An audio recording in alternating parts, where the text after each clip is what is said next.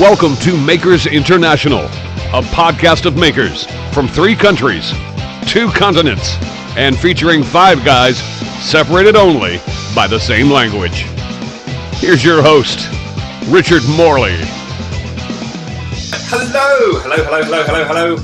Good morning, good afternoon, good evening, good night, good times, whatever time it is. Yes, I'm back. Joe, thank you for stepping in last week. I was a little bit reluctant to come back because I listened to last week's podcast and it was awesome, and hopefully it wasn't because I wasn't here.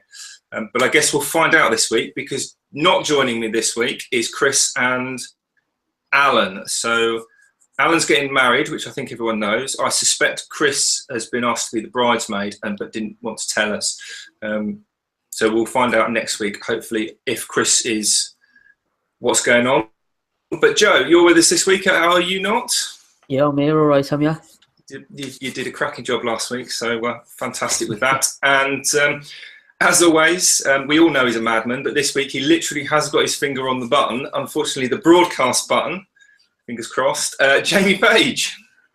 Yes, I'm being insulted again. How you doing, everybody? Normal service has been resumed, but everyone's going to know anyway, because we obviously broadcast it fairly quickly and fairly in advance of what's going on. Nicola, welcome back onto the podcast. How are you doing? Hey guys, yeah, I'm very, very happy to be back. I missed you guys. We miss you too. Oh, I think you're the only one. Is everyone else getting a little bit of interference with Nicola's, or is it my internet connection? Just so I know. I think it was at first, and then it kind of settled out for me on my end. Right, I'm not really comfortable with settling on your end, but we'll just bear on. We'll just kind of plough through this and see. Oh no, it's getting even worse, isn't it? Right, should we quickly thank people and get back on track? This week's shout-outs and thank yous, we've got the Red Smith, KSFWG, Crosscut Creations, Jim Dockrell, and Joe Crawford. I did read through all the comments, and kind of the theme was about doing a part 2 for Mike, and along those lines, obviously, this is a part 2 for Nicola. So we'll dive in. And Nicola, what have you been up to since we spoke to you last? It's been a long time. I think last time was October we spoke, so a hell of a lot's gone on. We've had Christmas, my birthday, and I didn't get any presents from you guys apart from one snow globe. That was from all of us. I know. Thank you. Yeah. Other than that, I have been to Swaziland for 3 weeks, which I really enjoyed. Can I just add at this point that none of you guys told me that we were going live on YouTube, and the fact that the video would also be on YouTube. So it was only when about an hour before we came live, previous videos from last week, and realised that the video is being broadcast live, I thought, what the hell am I going to do? So I'd like to give a shout out to dry shampoo, hair straighteners, and push-up bras.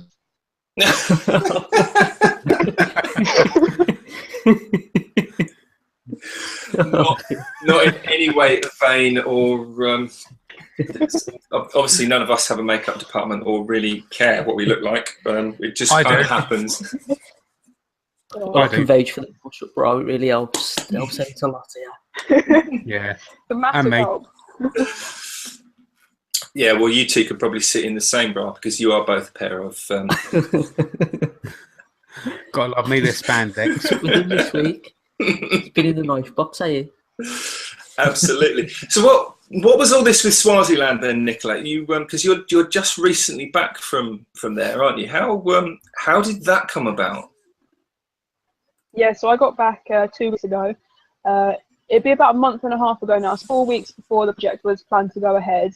A friend of mine on Twitter messaged me, and she said she found out about this project going on. And I read the article that she sent me, and instantly I thought to myself, I have got to go out to Swaziland and take part in this project. So I messaged the charity, explained a bit about myself, why I wanted to go out there, and if I could have the chance to go out there. So they got in touch, had a phone interview, and I just thought to myself, I've got to do this. And they said, yeah, we would love to have you. So basically, they said to me, we're going out, we're saying 5 female carpenters to Swaziland for 3 weeks, where we spend Monday to Friday every week teaching Swazi women carpentry. And then the idea is when we leave, they'll be given business training and be able to set up their own business out in Swaziland, and selling ventures. So that's what I ended up doing. They said to me, yeah, if you want to come with us, then you're more than welcome to, and explained about all the training that I had to do and everything that was involved. And I thought to myself, I'm going to do this. So a month before the project was going ahead, I came in as a last minute recruit, and I found myself going to Swaziland. Wow! So you were teaching the locals carpentry, so that they can then move forward and potentially set up their own female carpentry business in Swaziland. Is that right? Yeah, exactly that. So there aren't any female carpenters in Swaziland at all, really. It's very, very, very male dominated. But we're going to go out there and we're going to teach women how to do carpentry. The idea being that these women can teach other people as well the skills that we've taught them. So we went through, like in college in the UK, you'd do your UK frame in level 1 carpentry. Yeah. So we started off teaching them 4 joints, and then how to make the A-frame. So they'd get the hang of using the tools and the measurements. And then we from there took out plans that had been drawn up to make very simple benches. So we taught them how to read plans, how to make the actual bench from what was written on the plans, and then running through and teaching them how to make these benches. For the 3 weeks that we were out there, these 20 women had all made 2 benches each. That's 40 benches that had been built. It's quite incredible, really, when you think about in college, it takes you 6 months before you get onto the first A-frame, really. Mm. So it was quite a whirlwind, quick-paced. Yeah, it was very, very fast-paced. Like, we were teaching them one thing one day, and the next day we knew we had to teach them something else. So it wasn't a case of teach them a joint and let them get on with it for a few days. If we did that, we'd still be out there now teaching them. So they had to move very fast. We had to move very fast. But somehow we made it work, and the women were so enthusiastic and they loved learning, and they just really wanted to be there, and it just made everything so much easier as well. Sure. I guess that's sort of the backbone of a project like that is even if you've got twice as much time, you're never going to have enough time. And like you say, if you did it at the pace you wanted, you'd still be there. So you're kind of, I guess, heavily reliant on the individuals that are being taught to have the attitude of, I really want, if they're just like 15-year-old kids at school, and let's face it, when I was 15 at school, I did not want to be there. You can't move at that pace. No, there was quite a good age range, which was great. So it wasn't just like you say, 15-year-olds who didn't want to be there. They all wanted to be there, and we made it a fun environment for them to be there as well. Took an interest in these women. It's had a massive part in my life. I feel like I've left Swaziland and I've left 20 friends behind, and it's kind of like now I think when I'm going about my daily activities now, I kind of think, oh yeah, it's an hour ahead over there, I wonder what they're doing, kind of thing, because I now have this connection to Swaziland. So it kind of made it more fun to be there, so they wanted to be there. And yeah, they took the learning process, and everything we were telling them, they were just taking it in and just trying to get it right. And it was just amazing. I can't say enough how incredible an opportunity that it was. But yeah, they truly took hold of it and made it what it was. And you see, as in any group, there'll be a few of them that take to it a bit more than others. But that's a good thing, because that means that now we've left, the idea is they set up a cooperative. So they're all going to be working together. Even while we were out there, we found a community centre for them to go and work in. So Mondays and Tuesdays, they'll be working in this community centre all together. So it means the ones that learnt quite a lot and were able to take in more than others, they'll be able to spot if someone's doing something wrong, help them out, and try and guide those that didn't quite get it all in one go in the 3 weeks.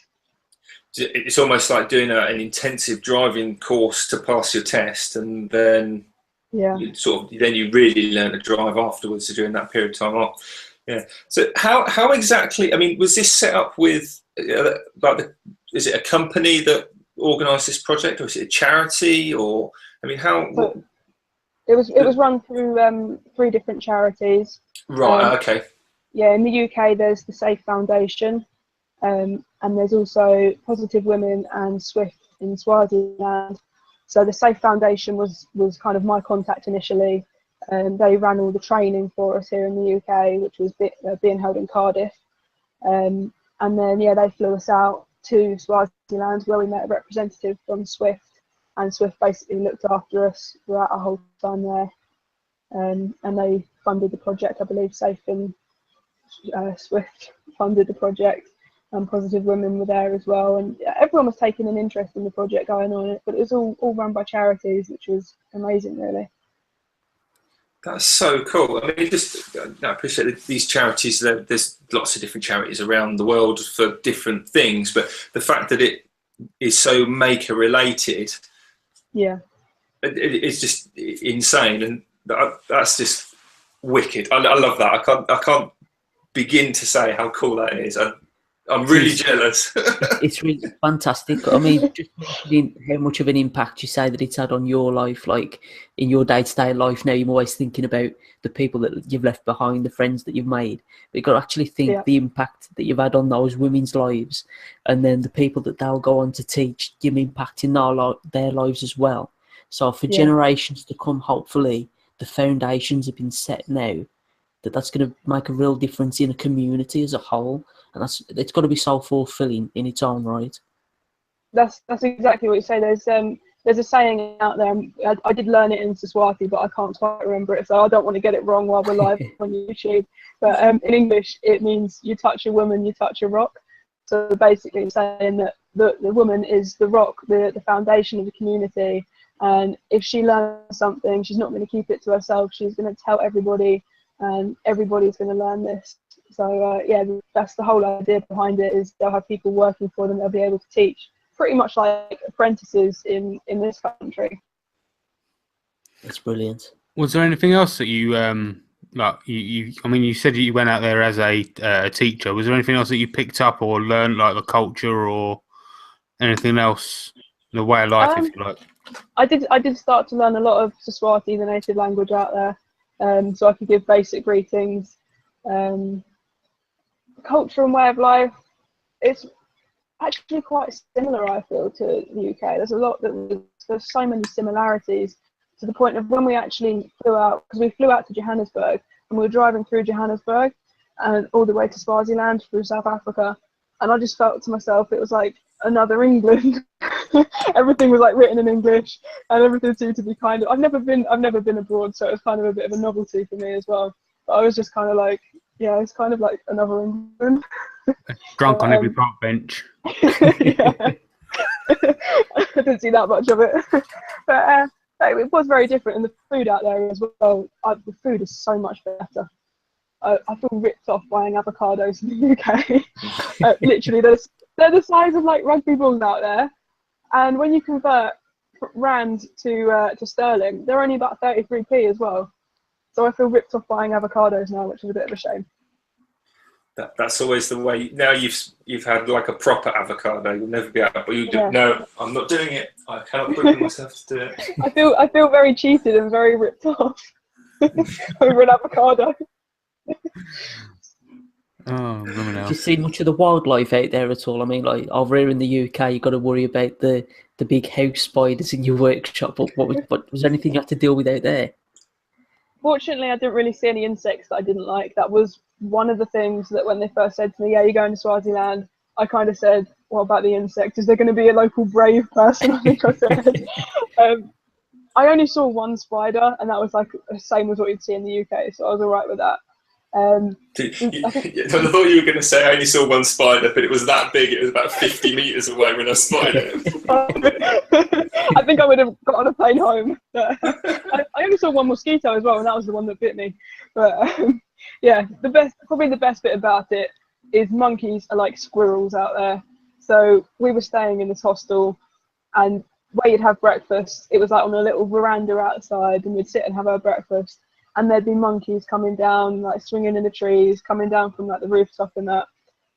It was so cool. We just they were our little friends for the few weeks that we were out there, and it was nice just to be sitting there and monkeys running around, and it was a novelty, I guess. But yeah, I loved that. A lot of other wildlife. There was a lot of like cows and goats and things like that. Normal animals you'd see in the UK as well. We did get the chance to go on a game drive, and weekends we could do activities that we wanted to do. And one of those was a game drive that we did. So I did see quite a few lions, elephants, and some impalas as well. Wow. And we saw some zebras on the drive back to the airport. Stropioses. Yeah, Stropioses. exactly.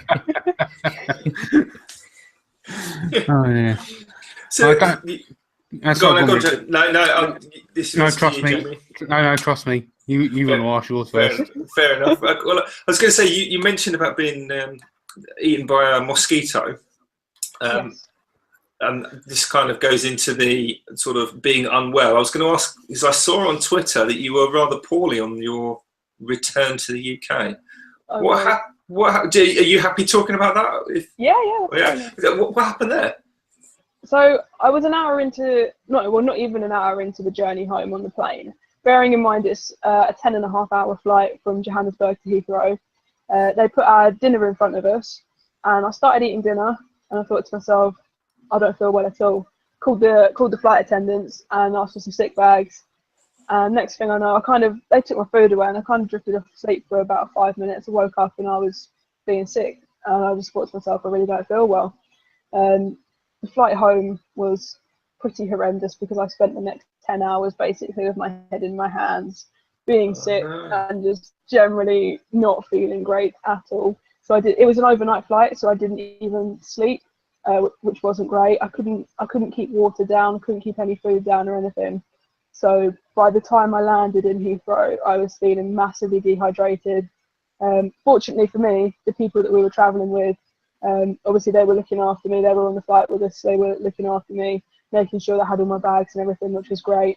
Because I literally wanted to sit on the floor and fall asleep. By the time I got into arrivals, it only took us 40 minutes from when we landed to get to arrivals, so I was still waiting for Adam to turn up.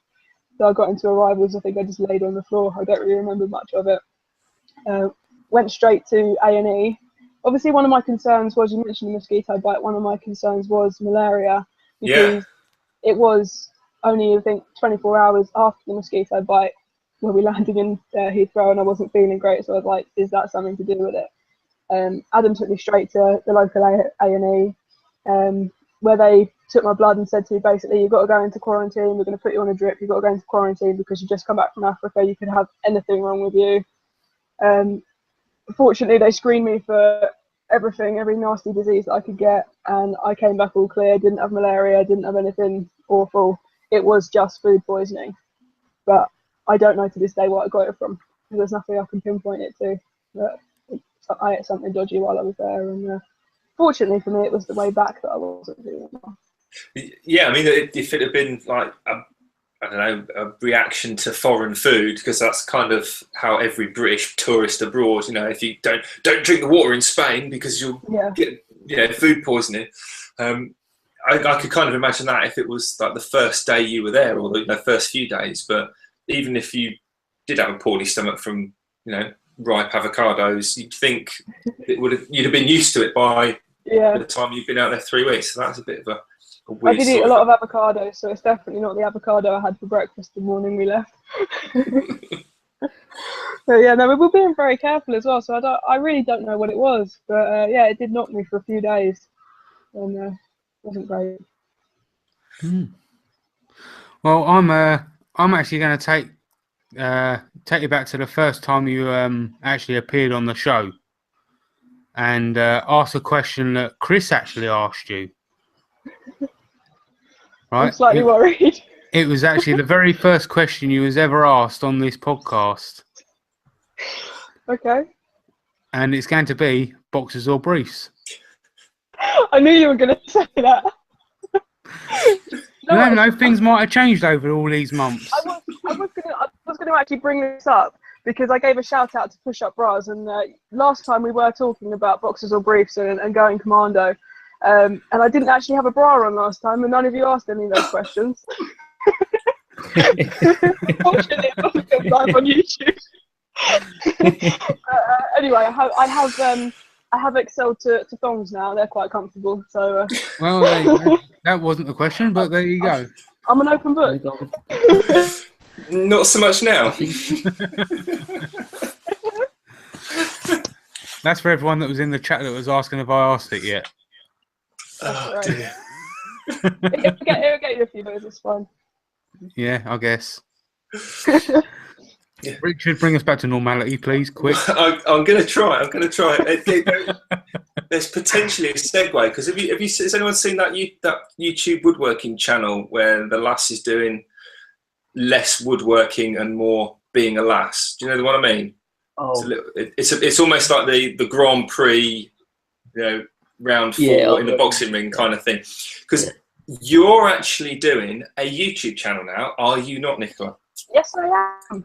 And actually, there's a video going live while we're on air. I was uploading and I left it to upload and pressed the publish button. Because I was just about to say, is it 3 videos? But it's obviously now 4 videos. Yeah, or is it, that's 4 now.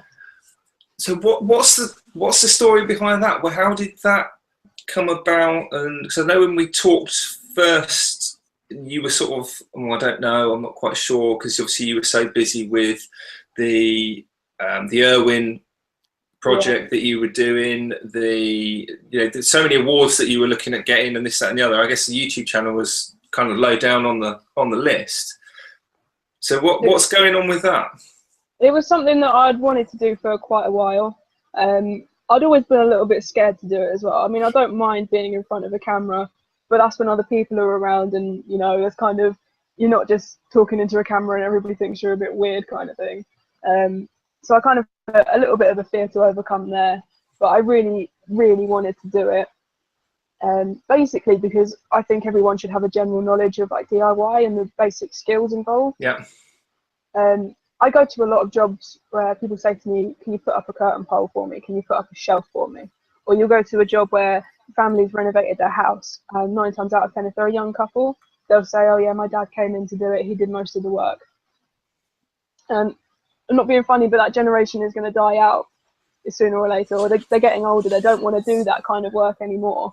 But the younger generation don't really know what they're doing. A lot of them have trained in IT or kind of an office-based job. Not many people are going into like the construction sector that haven't done that in school or college. So I just kind of feel like I shouldn't be being paid to put a shelf up.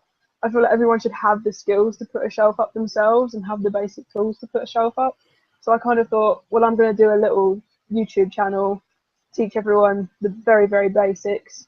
It might run me out of a few jobs. People might have a go themselves, but at the end of the day, that's what I think. People should have these skills. So yeah, I thought this is what I'm going to do, and started it a couple of weeks before I went to Swaziland, particularly because my other half started a YouTube channel as well.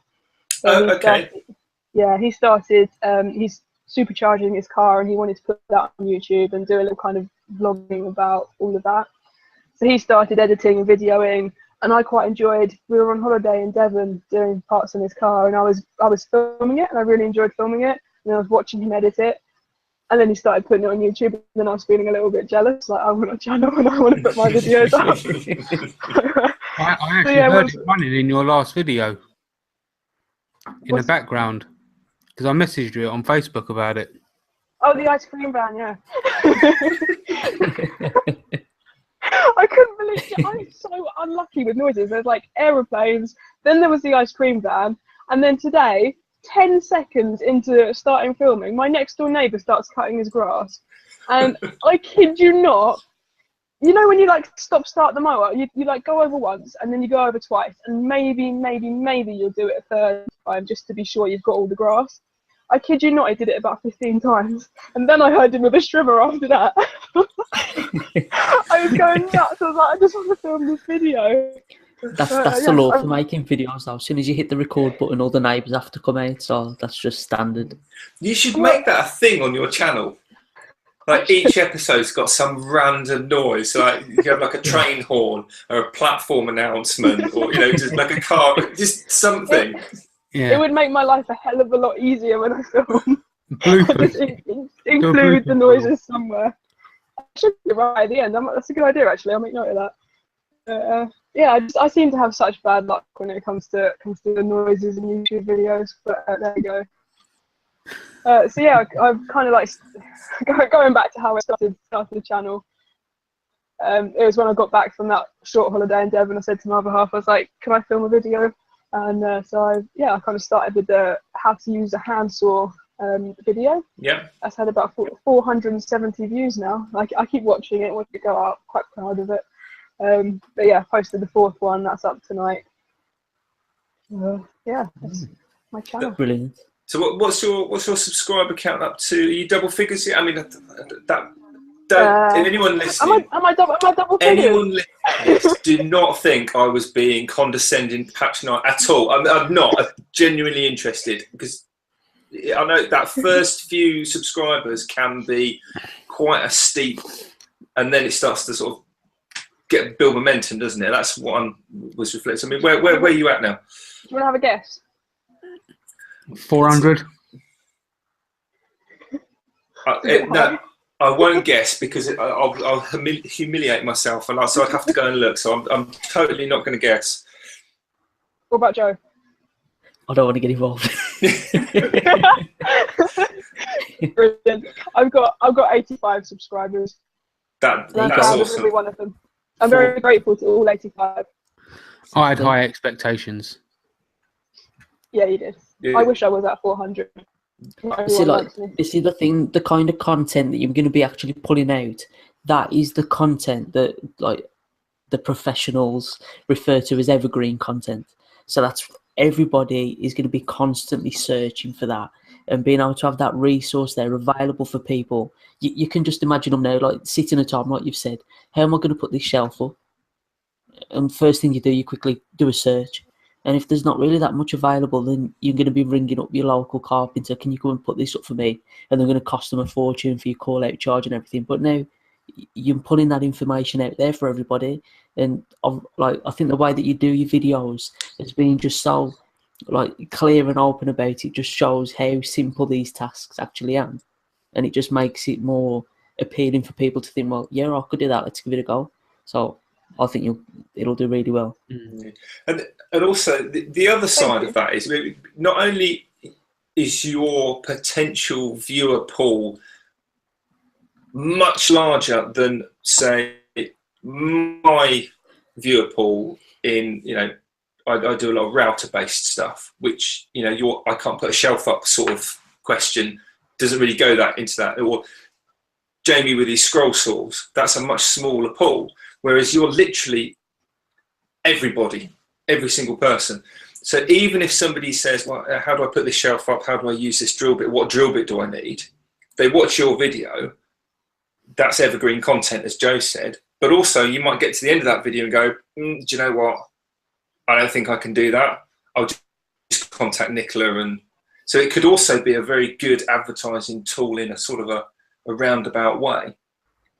Not necessarily really put an advert at the end, really. Yeah, well, yeah. Kind of put a business card. Yeah, that's it. Well, I mean, presumably you're linking your channel back to your Facebook page and vice versa anyway.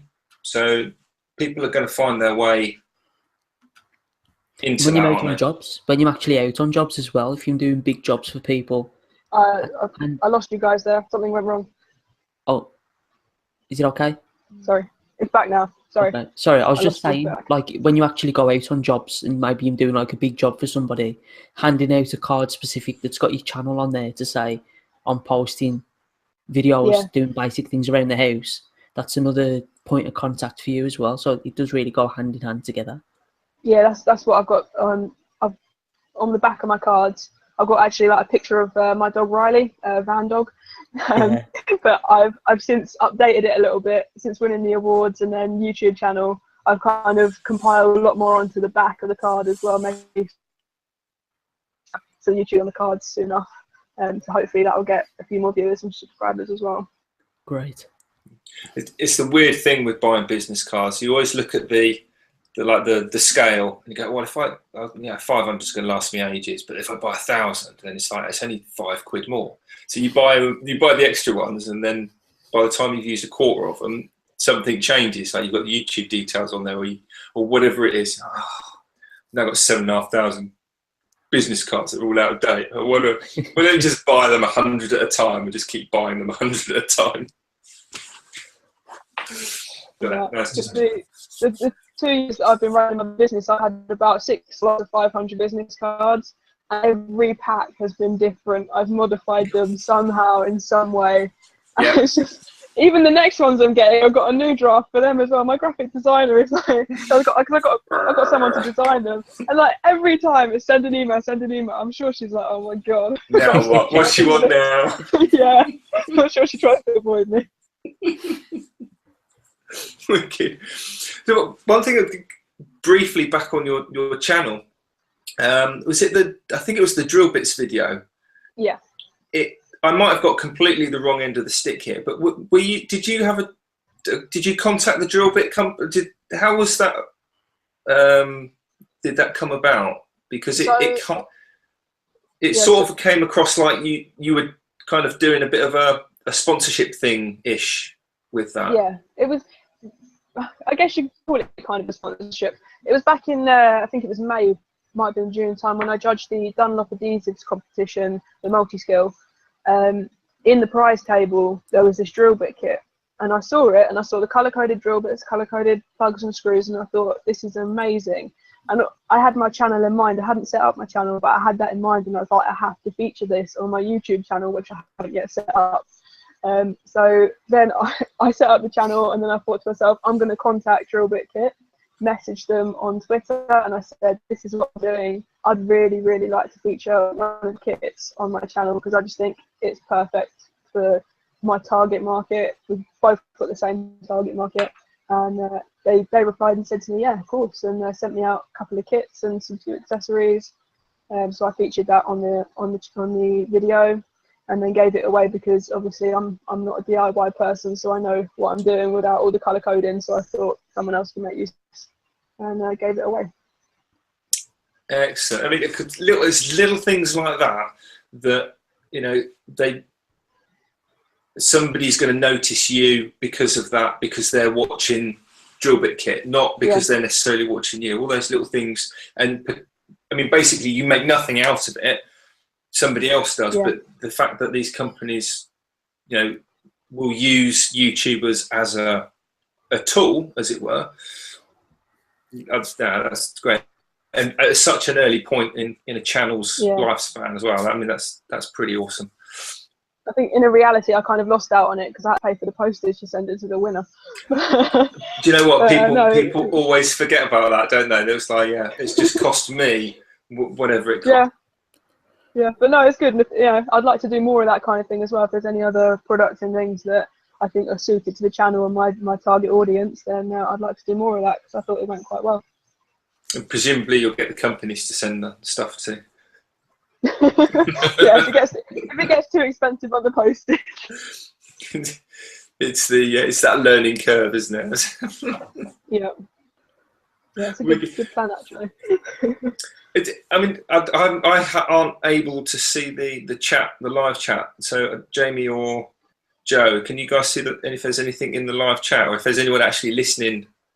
Look, if there's anyone actually listening, but if anyone is listening, have they got any questions for Nicola? Because I think we could probably go on all night. A few of them are talking about amongst themselves quite a lot. Actually, to be honest with you. But there's actually something I kind of wanted to refresh everybody's memory, and kind of touch back on the, if people hadn't have heard of Nicola before since the last episode. Last time we actually spoke to you, you were just going to, or you were just nominated for your awards. Would you be able to tell everybody what actually came of that? Yeah. So I think it was a week or so before I was going to Birmingham. I'd been nominated for Irwin Tools UK and Ireland's Ultimate Tradesperson. It was quite exciting, the nomination process, and them being told that they're taking me to Birmingham to go to UK Construction Week, where they were going to announce the winner of the 5 finalists. And then less than 24 hours later, I've been announced as a finalist for 3 awards at the Best Women in Business Awards 2016. So yeah, first off, I ended up in Birmingham at UK Construction Week, and Irwin Tools did announce me as the winner of UK and Ireland's Ultimate Tradesperson. I ended up winning £5,000 with them, and that's led to quite a lot of opportunities actually. One of which being we did a photo shoot a few months ago, and the photos now are just starting to be released for Irwin's new promotions and everything. So I was scrolling through my Twitter the other day. This is going to sound so vain. I was scrolling through my Twitter, and someone had pointed out to me in this photo that was being used. Somebody else was using this photo for an article, and I was in the photo, and I was like, "Oh my god, I'm in a photo that's like completely unrelated to my Twitter feed." So I felt a bit vain about that. But yeah, there's loads of photos of Irwin Tools that we did. As well as that, I went to an event with them back in Birmingham. An event for I don't know if I can say it now, but I did like a trade show with them, and then ended up building, just using all their tools all day basically to build crates and planters and wine racks, just to show what you can use all the hand tools for on a daily basis. And that was really good. I enjoyed doing that. But it's like, you know, for stuff like that in the future as well, and just being able to say that I'm like the Irwin's ultimate tradesperson for 2016 is quite cool. And yeah, then I went on the next day to the Best Women in Business Awards, and I won one of the awards I was nominated for there. So I was nominated for 3 awards, and I won one of them as well. Got a little glass trophy for that, which was nice. And yeah, that's opened me up to networking locally with business women, which has been great for my business as well. So kind of a big deal now then. Not huge, but I got onto the front cover of Professional Builder. I was very proud of that. I always remember being an apprentice and picking up Professional Builder to apply for all the freebies that they were giving away, and I kind of always thought to myself, I want to be in Professional Builder one day. And it was 2 days. I can give a shout out to Avon's Powder Foundation as well. You know, that came in handy tonight. So yeah, anyway, yeah, 2 days before Christmas, Professional Builder put a few magazines in the post, and yeah, they came through the door, and I opened up the envelope, and there I was on the front cover of Professional Builder's January 2017 edition, and I was very, very proud of that.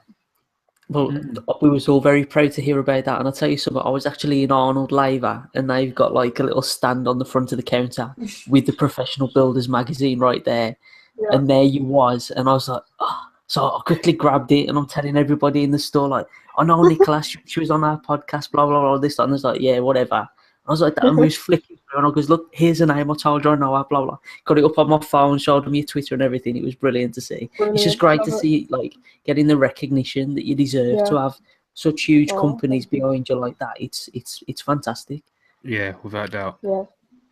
And not only that, I mean, obviously, in a relatively short period of time, and I don't mean that in a condescending way at all. I mean, because you're 22, is it? Yeah, so 22 now. Yeah. Never speak of a lady's age and all that, but yeah, early 20s, Joe. You can edit that out. Yeah, so relatively short period of time, you've done so much, and you know, if anyone listens back to the first time you were on the podcast, that was kind of the theme. You've done so much, and you obviously, even in the last 6, 7, 8 months, you've done so much more. But there's still that theme of giving back to people. You know, the whole reason around your YouTube channel is to kind of empower people that just have no idea, and the everyday DIYer, and you know, all the rest of it. But also, it's nice to see you getting the recognition, but using the two together on telly, because I think that episode of you on the telly has now aired, has it not? Yeah, that's right. So people are probably going to be listening, going, "What on earth is he rabbiting on about?" Do you want to tell us just a little bit around what I'm talking about, and then I want to know all about that episode, because I haven't seen it. You haven't seen it? I missed the episode, and of course, when it comes out, it takes a while for it to get onto whatever the free view channel is when they rerun it. Yeah. So it's quite difficult to find the reruns of that. So I genuinely haven't seen it, and I genuinely want to know. So what's all that about? So it was, I appeared on a DIY SOS So I live in Stevenage in the UK, and last year, it's nearly a year ago now actually, because it was end of August, September time we did it. And yeah, last year they put out a call saying we're coming to Welwyn Garden City, which is the next town from me.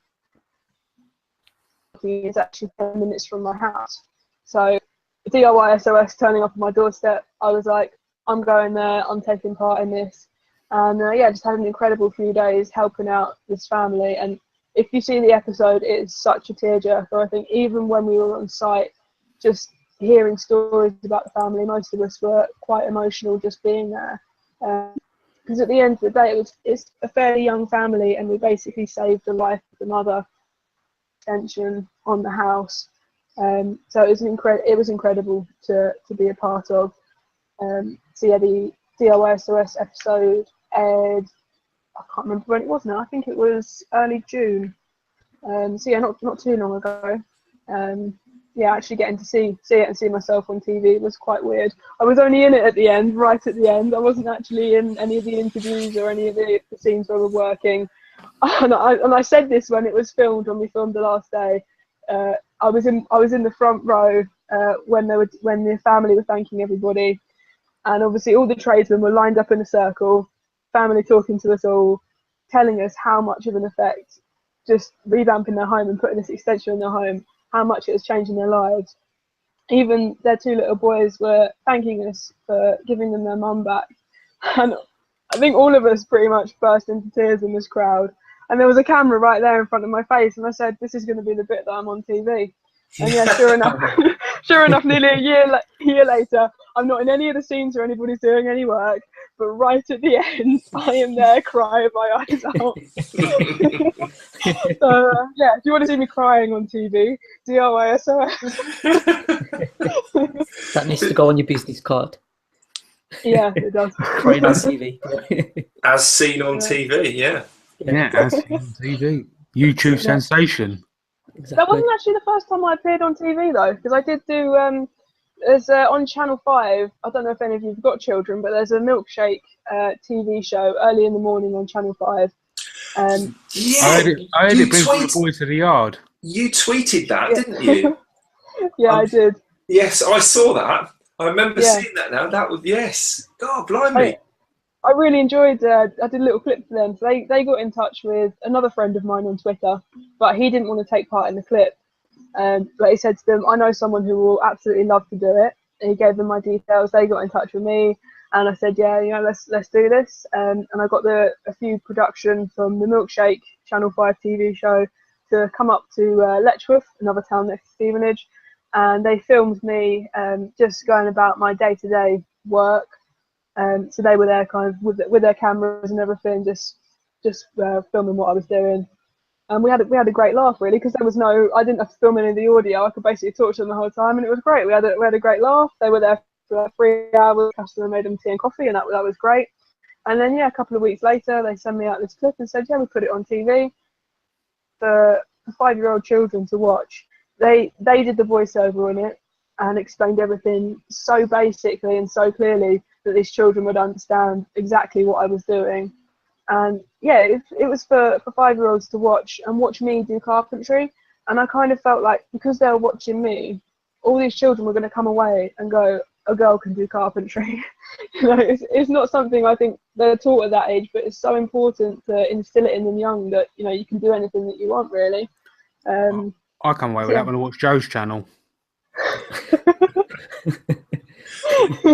This is from a guy that does scroll sawing. Yeah, exactly. Did you finish that tidy yet, Joe? No, not yet. Oh man. Nearly. Are you still calling Joe Jamie and Jamie I was Joe? going to say, that's what I was just laughing Yeah. at. Oh god. For anyone wondering what on earth just happened there, we were talking briefly before we went on air, and Nicola basically confessed that for the last, I don't know how long, she thought that Joe was called Jamie and Jamie was called Joe. So we sorted it all out, and then she's just done it again. Relaxed. I've got to try and finish this tiger now for some reason. Yeah. Good luck. I've got to try and fill it with Milliput. I just point out, I honestly don't know how long I've got your two names confused. It could be since the last podcast. Probably from day one. And then I also want to add, she also questioned the fact that I've got her on Facebook when I've been messaging her all day about it. And then I sent her the link to the Hangout. Dear, Anyway. dear. What on earth is the world coming to? I was going to ask you actually. You know, you were sort of talking about having the film crew there and doing the Milkshake sort of production thing. Did you? Because didn't you have the Fine guys? You were on a Fine sponsored video. Anyway, did they send the production team over to you to? I say production team. The dude with the camera. I had two guys come out to see me. One of them with the camera, one of them doing the sound. So yeah, Fine sent me their new Supercut Multi-Master. It's great. I love it. It's battery powered as well now. When I first opened it and saw they sent me a battery powered one, I thought, great, what good is this? I'm never going to use it. But it's actually been brilliant. And I ended up selling my 240 volt one because obviously I could keep it after I'd used it. But yeah, they came out and did a little video with me. It was actually in my local Magnets branch, Magnet Trade. I didn't know where to have the video done, and then I thought, oh, this would do. I was laying a floor for them in their little kitchen, and I thought, oh yeah, this would be great. So the two guys came out, and yeah, they filmed me. So basically, they just had me doing a few applications. They told me what they wanted me to do with it, and I just carried on. And yeah, that went quite well. I quite like that video still. Because that was before you did your YouTube channel, wasn't it? Yeah, it was. So I'm guessing at that point you were like, you know, there's just two dudes going to film me doing my job, and then they're going to go away, because that's what the Milkshake team. Yeah. Do you now look back on that and just think, wow, this is how it should? This is what I want all my YouTube videos to be like, because it's trying to film yourself and trying to then edit yourself. Yeah. And then, like before, these people just rock up, then disappear, and then there's a video. And what you don't appreciate is all the hassle that there is of people mowing their lawns and flying off on holiday and selling ice creams, and then 7 hours of trying to edit it all together. And oh god, yeah. Do you know what? It's not the filming and editing process, to be fair, for me hasn't been too bad, because my other half has been amazing, and basically every time I've done a video, he's been there filming it. Then he takes the camera inside and goes and edits it. And today I kind of sat and watched what he was doing, just so if I needed to, I could edit a video myself. But yeah, he gets on with it, and I just leave him to it. So yeah, he's been great with that, and it's meant I don't have to do so much of the editing process. But yeah, it would be great if someone like Fine or Milkshake could come out and just like video me and do all the editing behind the scenes, and I don't have to worry about it. That would be nice. Excellent. Well, sticking with the YouTube thing, have you got any? Who do you watch YouTube yourself? I mean, presumably you do now that you're sort of on the YouTubes. I'm trying to watch it a bit more. If I'm perfectly honest, I have a very, very, very short attention span. So half the time when I'm watching TV, I'm also sat reading Twitter or Facebook or updating some sort of social media, because I just can't concentrate on one thing. Which means my other half tends to take over the TV, and he tends to watch what he wants to watch on YouTube. So I end up watching tutorials about cars and car reviews and everything related to cars, until I say I cannot watch another car video anymore. Poor chap. I do occasionally watch YouTube, and most of the time it's food. It's food related. Well, I was going to ask, was presumably you don't watch a lot of maker videos, because it's kind of, do you sort of feel that it's sort of taking your work home with you a bit? I do sometimes watch them. I do, sometimes I think, oh yeah, I could just watch somebody building something. I just don't do it often enough, because I don't think I have control of the TV often enough. Right. If I'm honest. But yeah, no, I would watch it. I wouldn't, it's not so much bringing work home for me. I quite like to watch people make things, but yeah, I just kind of let my other half get on with what he wants to watch, and occasionally tune into some recipes of how to make spaghetti bolognese. My first call when it comes to YouTube is go and watch food. Yeah, that's just me. I'm trying to watch woodworking ones a bit more, and I probably should, just to kind of get a grip of how my channel should be and get a kind of look like how I should produce things. Potentially, I guess, yeah. You could I guess you can always learn stuff from other channels. But you know, like, as everyone who knows what they're talking about, he says with that air quotes, is you'll find your own way. And actually, I was going to bring this up earlier, and then we started talking about something else and went off on a bit of a tangent. But question for Joe and Jamie, in whichever order, it doesn't really matter.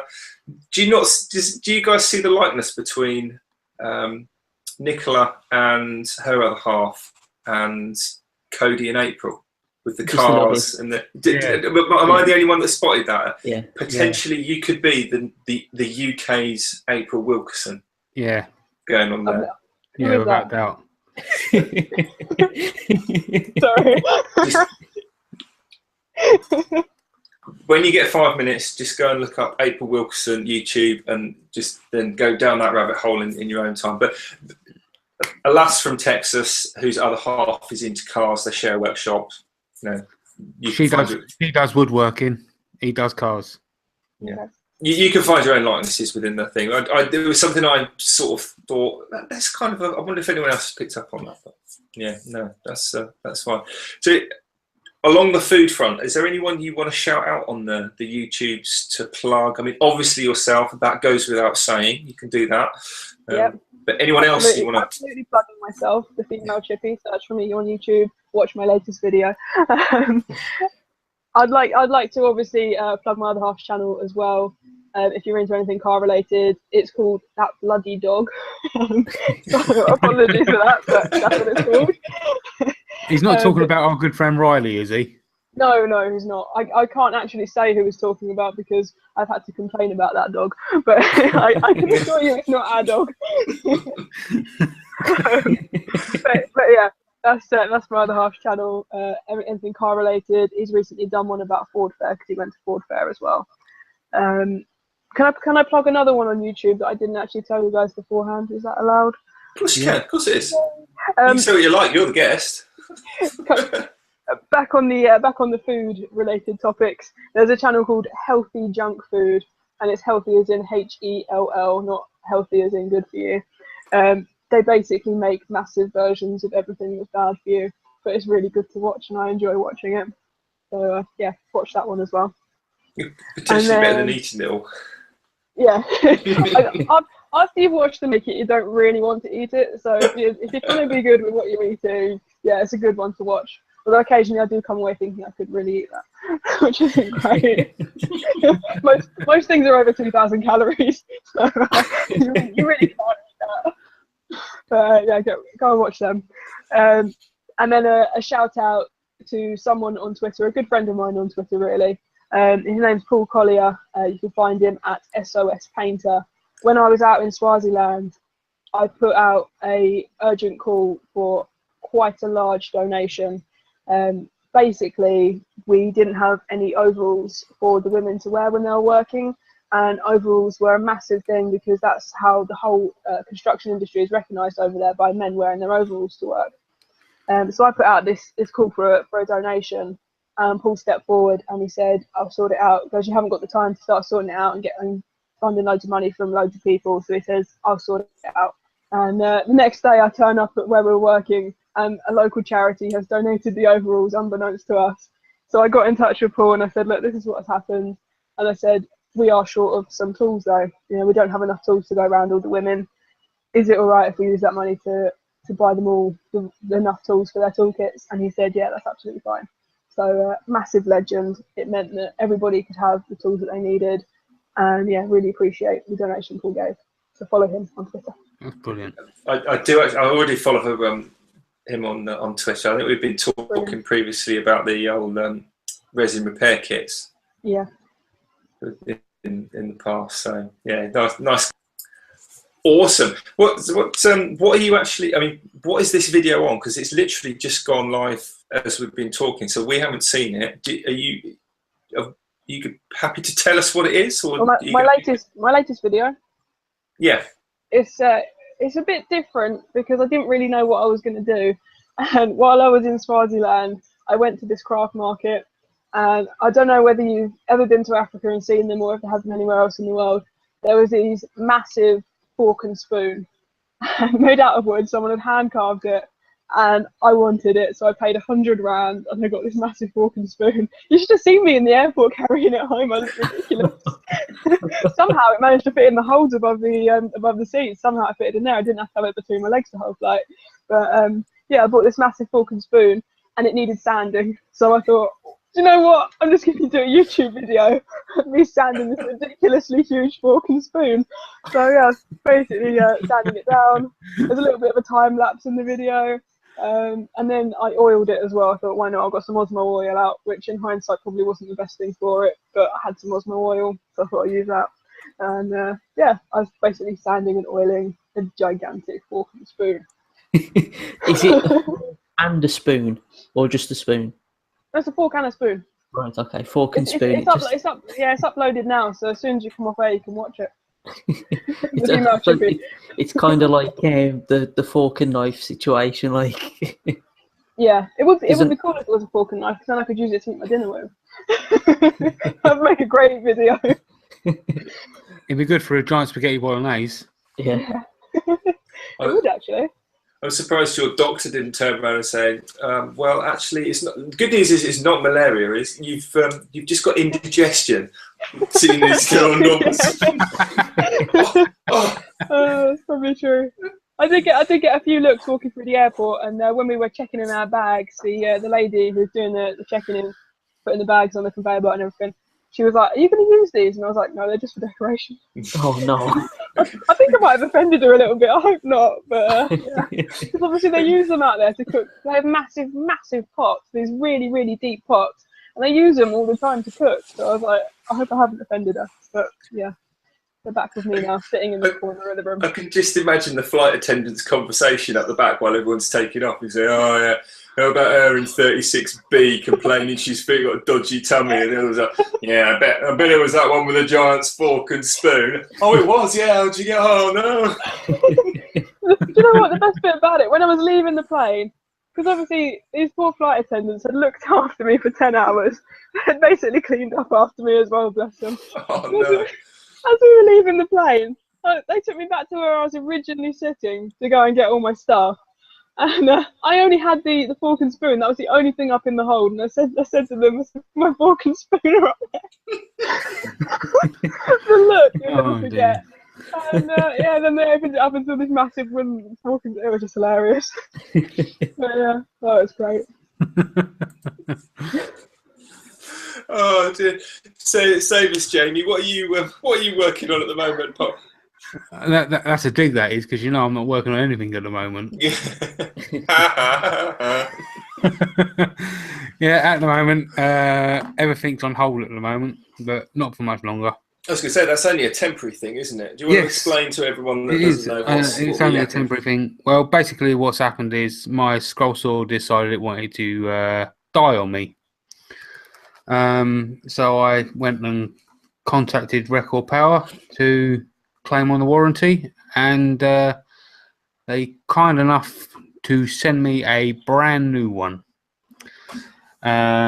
So yeah, and they're also sending me some blades to test out, to give my honest opinion on. So I shall be doing that as well. Yeah, so you can look out for that coming up soon. So have you actually finished? Because you're working on a tiger, aren't you? Is it a tiger? I'm working on two tigers. Some big cat thing. 2 tigers. Yeah, I'm stack cutting 2 tigers. But you hadn't finished that when you're... No, I was actually 5 cuts away from finishing the entire thing. No. 5 cuts. And it was funny because as I was doing, I got to about maybe, I'm going to say between 10 and 15 cuts left. And I could feel the tension knob at the back kind of getting a bit tighter.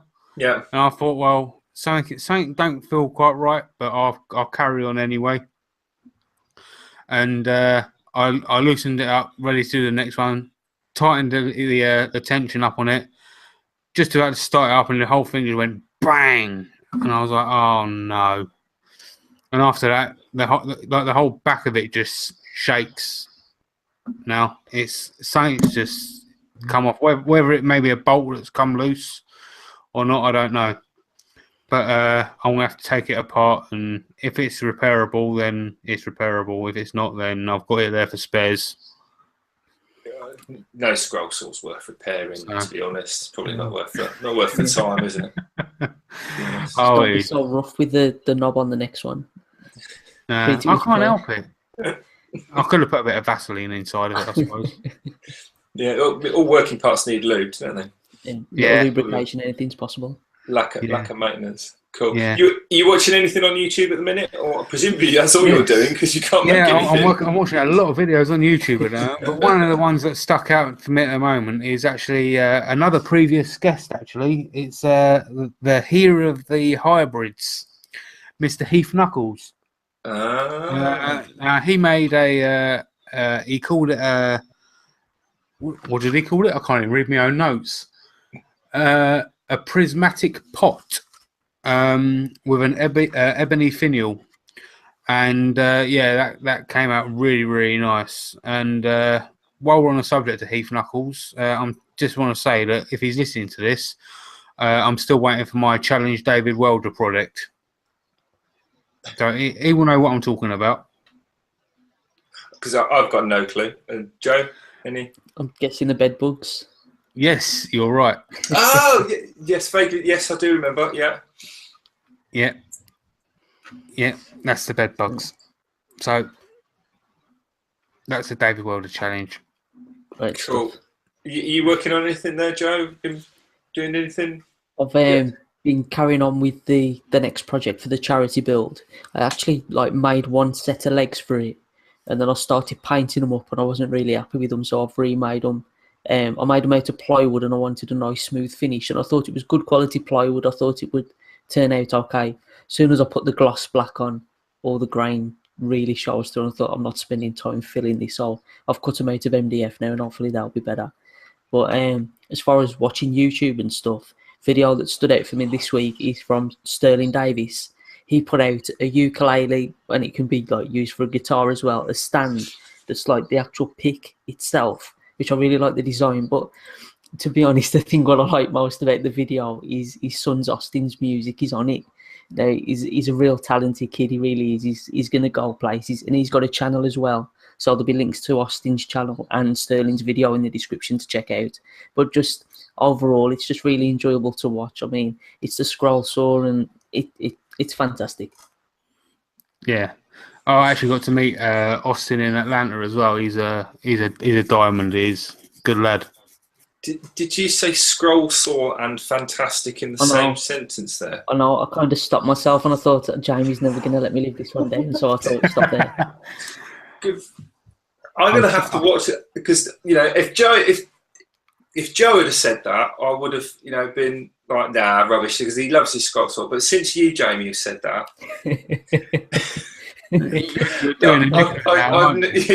Somebody had to know this. I've actually seriously, I'm gonna have to look at that now, because that sounds actually, because you've said it sounds interesting. If you hadn't gathered, Nicola, I'm not overly keen on scroll sawing. Not that I've got anything against it. It's just, yes, you do. You hate it. I hate doing it. I don't hate other people doing it. I don't hate other people for doing it. But I hate doing it. I haven't got the patience for it anymore. And I have made things off the scroll saw. I even own the same saw that you've got, and mine works actually. I could just drag it out and use it right now if I wanted. But my one works. It's just in the post. By the way, Sterling said thanks for the shout out and shut up, Richard. That's probably the most sensible thing anyone said all night. Yeah. Cool. Have you you did your shout out, didn't you, Joe? I got completely sidetracked with my notes and basically I wasn't listening. Did you? Yeah, I think so. The entire conversation that we was just having has now happened. Shout out, I think. Wicked. Where's Chris? I was trying to what's going where my word there. No, Alan says no, it's all gone. Right. Okay, Sterling, I'm going to shut up. My shout out, I'm actually going to get this shout out this week because I wasn't here last week, and the same thing happened the week before. We lost complete track, and I ended up not going to Game of Thrones or something. But my shout out, Paul Sellers did a video about 3 weeks ago now, I think it was, making he does like a series of making poor man's hand tools. He did like the a router plane and this, that and the other, and a bow saw. He did one on a spoke shave, and the reason this stood out to me is because he actually makes the blade for the spoke shave. So it's a wooden spoke shave, but he just literally takes a piece of, I think, 1/8 inch flat bar mild steel, and he heat treats, he files the bevel on it, and then he heat treats it with a barbecue and a hairdryer to get the thing out, and then dunks it in oils and blues the blade and all the rest of it. And I've got a kind of an idea, it's been brewing for a little while, about something that could possibly go along those lines, but it won't be a spoke shave. So that's my shout out this week, Paul Sellers. Do you know Paul, or have you heard of Paul Sellers, Nicola? No. Old dude's been doing like 50 years of woodworking, cabinet maker, joiner, teacher, everything. He's a hand tool guy, worth watching. I'll check him out. I wonder if you can. I wonder if you can heat treat metal with GHDs. Yeah, that's for you, Nicola. You could definitely do literally a barbecue and a hairdryer just to get the air thrown through the charcoal. I don't think the GHDs would get that hot. So I've got a GHD hairdryer. That could work. That would definitely work. I don't think the straighteners would though. I don't think the plates would get hot enough. I wouldn't want to ruin them. I'd be worried it would ruin them. My poor hair. Did you just go and buy? I've got to ask this question now. It's just going to completely off even the maker track. But I was having a conversation with my other half's daughter, and we'd just been on holiday, and she took her hair straighteners, because all like 12-year-old girls now take hair straighteners on holiday, obviously, even though it's camping. But are you one of these people that bought like 6 types of knockoff hair straighteners because you refused to pay the £100 for the GHDs, and they all broke, and then you ended up spending the money again? Or did you just go out and buy the GHDs? A few years ago, I spent £20 on a pair of straighteners. They straightened my hair for about 20 minutes, because if anybody knows, I have massively curly hair, and it's really thick as well. So after about 20 minutes, back to really, really curly hair. So I chucked the straighteners in the drawer, never used them again. And then I got my hair cut, and my hairdresser, she straightened my hair, and my other half saw it. I said to my hairdresser, I said, I do not like my hair straightened. And she was like, okay, but she straightened it anyway. And then I went back home, and my other half saw it, and there's a fat me with straight hair, and he goes, I really like that. I was like, oh god, now I got to do it all the time. So it's thrown on me. And then I went out and I bought, it was 2 days before I went to Birmingham for the Irwin Award, and I thought, I've got to have straight hair. All of a sudden, I had to have straight hair again. So yeah, I went out and bought a pair of GHDs. And for Christmas, he got me the GHD hairdryer. Every female I know pretty much has done the whole buy 6 sets of cheap ones. I'm not paying £100 for GHDs. What a waste of money. And they all break, and then you end up spending that much on all these others. And I use it as an analogy now. Oh, here we go. For buying expensive tools. Yeah, I knew that was coming. But it does, it works. Because when the missus is like, you spent how much? It's like, well, you know your hair straighteners? Remember it's like, I just totally backed you into a corner on that one, and yay! Yeah, but there's only so many times you can use that. No, there isn't. I didn't even have a hairdryer until after Christmas, when he got me a hairdryer for Christmas. So I wasn't really that kind of girl, and I thought I could go on holiday without a hairdryer and hair straighteners. But I really missed my straighteners when I was in Swaziland. So yeah, I thought to myself, I'm going to do it. I'm going to buy it right and get the GHD ones. It's the same with buying Festool, really, isn't it? You see, Joe. You see. All right. Awesome. I think that's it. Have we covered everything? Where should everyone? This is where everyone should go to follow Nicola, because if you're not following her, seriously, folks, you need to. So Nicola, where can everyone find you and follow you, etc.? So you can find me on Facebook at the Female Carpentry Company. If you do find me under my name and send me a friend request, it is unlikely I will confirm, because normally I only do it to people that I've met in the flesh. So Female Carpentry Company on Facebook. On Twitter, Instagram and YouTube, you can find me as Female Chippy. And if you want to go online, it's www.thefemalecarpentrycompany.co.uk. Wicked. And obviously on YouTube as well. I included that. Did you? I can't multitask. I can barely task. It's just the host, he doesn't listen. It's fine. I have no idea what's going on. What about Welcome you? to our world. What about you, Joe? Over to you, mate. You know what's doing. Well, I can be found at Average Joe's Joinery on YouTube, Facebook and Twitter, and Average Joe's Photography on Instagram. Wicked. Jamie? You can find me on YouTube at JP Woodwork and Twitter and Instagram at JP_Woodwork. And of course, over on makersinternationalpodcast.com. Yes, which is not to be confused with makerscentral.co.uk, I understand. Absolutely. Do you know about this, Nicola? I haven't heard about this. Seriously, go and check out makerscentral.co.uk. There's a big event that's going to happen at the NEC for loads of makers and blah, blah, blah. I have heard about this because someone posted it on my Facebook. I've been looking at this. Check it out. Go get some tickets, book the day off work. Job done. Happy days. That's makerscentral.co.uk, not .com. Yeah. Yeah. Wicked. I'm writing it down. I'll be there. Ace. Well, I think that is plenty over time. I'm getting the death stare. The back of the hairs and back of my neck are standing up. Joe, apologies. So make sure, people, if you're not following Nicola, go and check her out online and make sure you support her in all her endeavours. I've been Rick Morley. You can find me at brainfizz.uk and under my name on YouTube.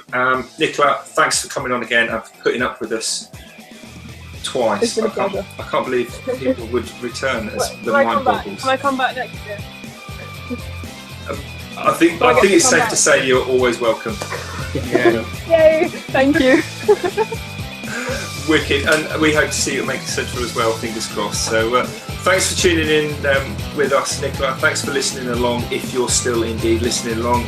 So we'll be back next week, so you take care. See you later, everybody. See you next week. Bye. Thanks for having me.